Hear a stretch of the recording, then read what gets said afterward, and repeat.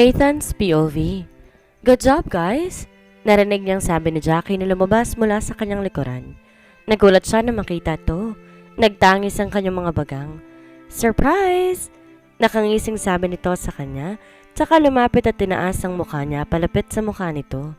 Sabi ko naman sa'yo, ayaw na ayaw ko pinagmumukha kong sira eh. Anito sa kanya. Dinaanan ng isang kamay nito ang buong mukha niya. Di naman kasi ako gaya ng Andrea na yon, nasira at pumapayag ng napeste ng mga tao. Why should I? Sabi nitong tinignan siya ng matiim. Baka nakakalimutan mong I am my father's daughter. At gaya niya, halang din ang kaluluwa ko. Pagkasabi noon, tumawa to ng malakas.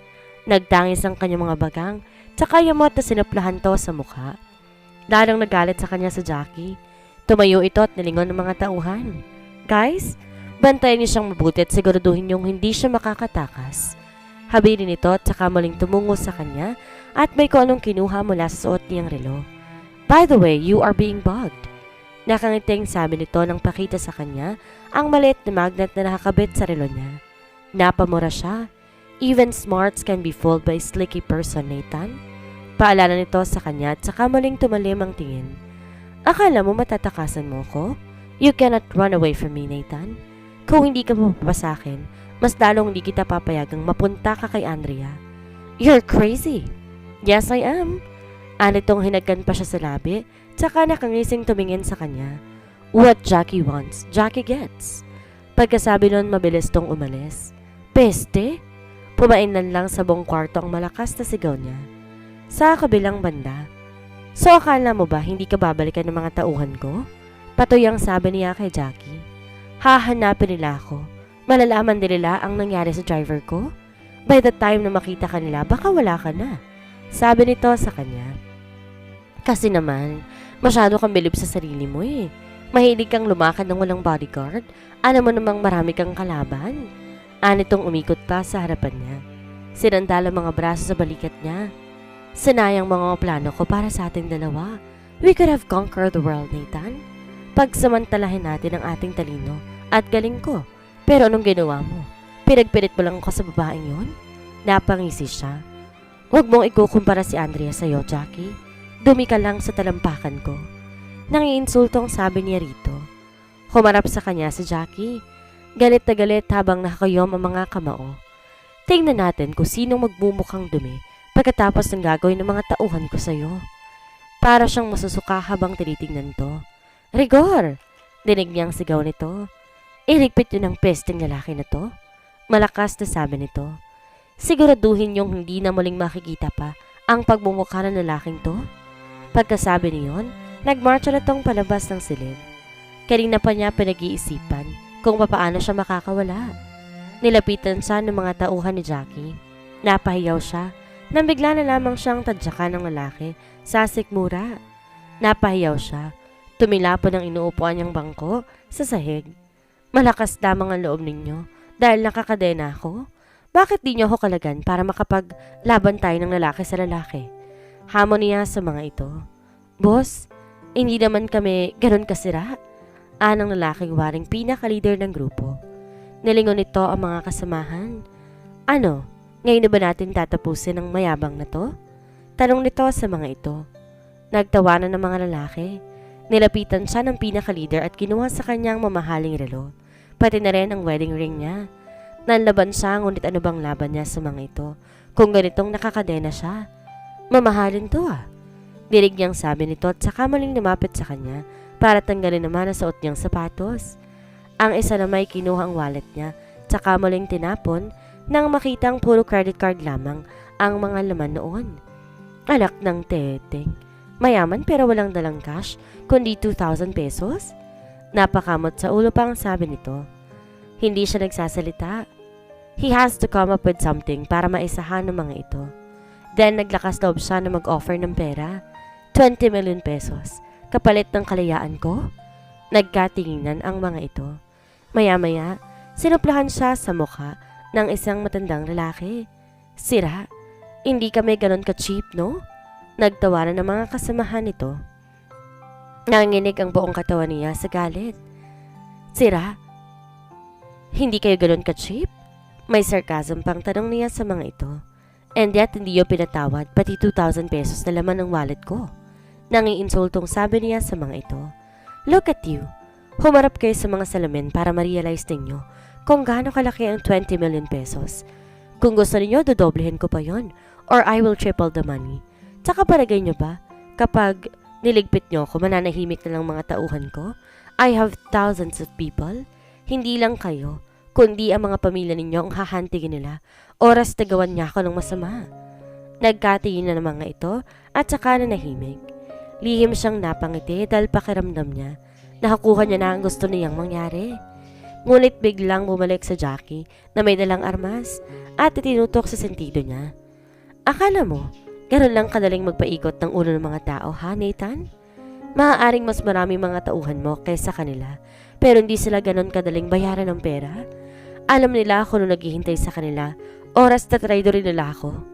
Nagbabantang sabi nito sa kanilingon ng mga tauhan. Ano bang hinihintay nyo? I-dispatcha nyo na ang lalaki ito.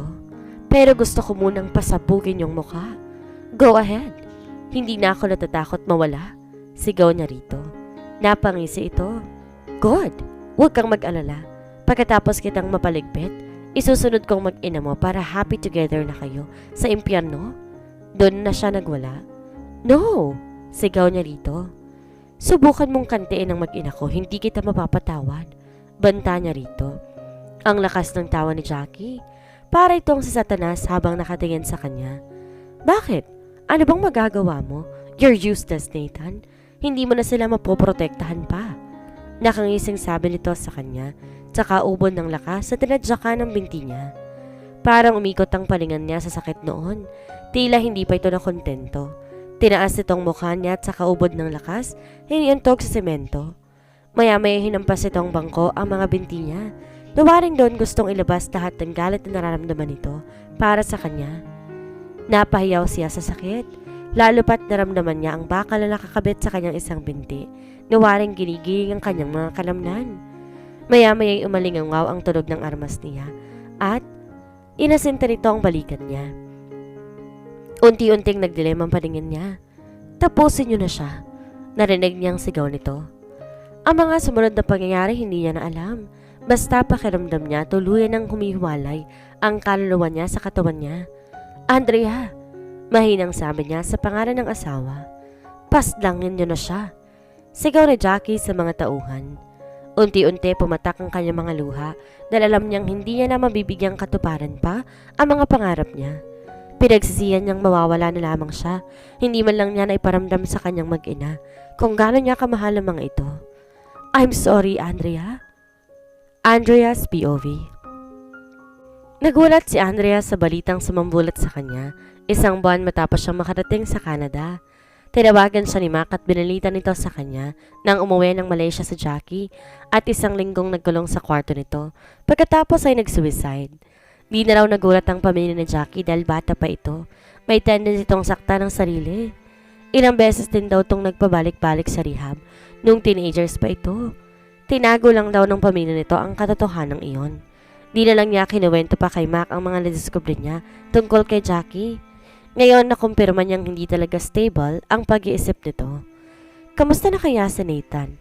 Ano kayang nararamdaman nito sa nangyari to kay Jackie? Gusto sana niyang itanong kay Mac kung ano nangyari dito at kay Nathan. Buong akala niya mauuwi sa happy ending ang pagsasama ng mga ito. As if nabasa ni Mac ang iniisip niya. Kinuwento nito sa kanya na since maghiwalay sila ay wala na itong naging communication pa kay Nathan at di rin naman na ito nagbanggit ni Jackie sa kanya. I am sorry to hear that, Mac. My condolences to you. Aniya kay Mac na sinserong nakikidalamhati sa pagkawala ni Jackie. Kahit naman di naging maayos ang relasyon niya kay Jackie, naging napakabuti naman sa kanya ni Mac at alam niyang super close ang dalawang iyon kung kaya't sigurado niyang labis tong nasasaktan sa pagkawala ng pinsan. Salamat, Andrea. I wish you were here. Mahinang sabi nito sa kanya. Ramdam niya ang kalungkutan sa tinig nito. Hindi siya sumagot. Para sa kanya matagal nang tapos ang lahat sa kanila ni Mac. Ayaw na niyang magkunwari pa. Matagal na siyang nakalaya sa kasinungalingang iyon. Sisikapin na lamang niyang mag-umpisang muli, malayo sa mga alaala ng kahapon. Alam niya unti-unti matatanggap din ni Nathaniel ang sitwasyon nila ni Nathan. Total kasama naman nila ang kanilang pamilya para pusugin ito sa kanilang pagmamahalan. Sa kabilang banda, 2 taon ang matuling lumipas. Kagaya na nakasanayan nagjo-jogging si Andrea tuwing araw ng linggo sa park dahil ito lang ang time niya para sa sarili. Monday to Friday nagtatrabaho siya sa isang home for the aged sa Canada at tuwing Sabado naman nilalaan niya ang oras na kay Nathan. Ang Sunday lang ang pinakapahinga niya. Sa hapon, nagtitipon-tipon silang buong pamilya kasama ng iba pang mga Filipino community sa Canada para magkasiyahan. Ngunit ngayong linggo nagpa siya siyang magpag-isa. Sinatan niya niya sa mga magulang at mga kapatid. Ewan ba niya kung bakit malungkot na malungkot ang gising niya ngayong araw na ito. Siguro dahil wedding anniversary nila ito ni Nathan. Napangiti siya na may pait sa mga labi. Wedding anniversary? In the first place, di naman siya naging totoong asawa sa paningin ni Nathan. Siya lang naman tong umasa at nagmahal. At sa kabila ng lahat ng hindi maipaliwanag na magandang trato nito sa kanya, eto siya't parang baliw na nagmamahal. Baliw na umaasang isang araw maaayos pang muli ang kanilang relasyon. Habang si Nathan tuloy na silang kinalimutan.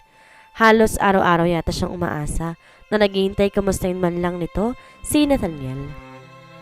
At pakitaan ito ng pagmamahal. Sana man lamang naramdaman niyang pagiging ama nito kay Nathaniel. Pero hindi eh. Kaya tama lang talaga ang naging desisyon niya na ilayo ang anak niya sa lalaking iyon. At least hindi aasa ang anak niya. At least hindi ito mag-a-assume. Nathan's POV. Please get rid of this. Singal niya sa kanyang maid nang hainan siya nito ng pagkain. Wala akong ganang kumain. Di maganda ang gising niya ngayong araw na to dahil ito ang araw na nagpapaalala sa kanyang kahangalan. Ito ang petsang kinasal sila ni Andrea at imbes na maging mabuting asawa dito, wala siyang ginawa kundi pasakitan ito. Ngayon, he is reaping what he sow. This joke was on him? Siya ang nagdurusa dahil yung taong gusto niyang kaaway ay ang babaeng pinakamamahal niya. Tumayo siya at naglakad patungo sa balkon ng kanyang tinutuloy ang unit. Kabisado niya na ang bawat parte ng unit na yun. 2 taon na rin siya sa Amerika para sa mailalim sa operasyon ang isa niyang binti. Sobrang bored na siya. Pakiramdam niya wala siyang silbi. Naisalba siya ng kanyang mga tauhan sa mga kamay ni Jackie. Napas lang ng kanyang mga tauhan ang lahat ng mga tauhan ni Jackie. Muntik na nga rin ng mga itong mapas ng si Jackie. Ngulit pinalaya na lang niya ang dalaga nang matiyak na hindi siya nito masusundan. Pero nabulag siya ng tusukin ng isa sa mga tauhan nito ang mga mata niya. Akala nga niya mawawala na siya. Actually, handa na siyang mawala nung araw na yon. Tanggap na niya ang kapalaran niya, pero magaling ang doktor niya. Nagawa niyang isalba ito, tsaka nila sa Amerika para doon tuluyang magpagaling. Sumailalim ang binti niya sa isang operasyon. Ngayon nakakalakad siya na maayos at wala na siyang nararamdamang sakit. Inihahanda naman niya ngayon ang sarili para sa corneal transplant or penetrating keratoplasty, PK. Nakatakda siyang sumailalim sa operasyon ng 1 buwan.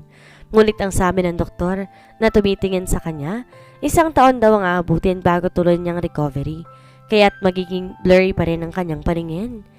Hindi rin garantisado magiging maayos ang mga mata niya. Malaki kasi ang naging pinsala ng cornea niya, kung kaya't buong cornea niyang papalitan. Pinaalalahanan siya ng doktor na 80% lang ang success rate niyon. 20% ang chance na siya ay makaka-recover pa. Kailan niya makipagsapalaran? Naranabik na siyang makita ang kanyang mag-ina. Ngunit ayaw naman niyang humarap dito sa ganitong kalagayan. Hindi niya naman gusto na kinaawaan siya. Kaya kahit nananabik siya sa mga ito, pilit niyang tinatakasan, tinitiis ang damdamin. Saka na kapag malakas na siya, besides pakiramdam niya wala siyang silbi sa ganitong kalagayan niya, naiinis siya sa sarili na bubugnot na siya sa sobrang pananabik niya sa kanyang mag-ina. Umaasa siyang hindi pa huli ang lahat kapag nagkita sila ni Andrea.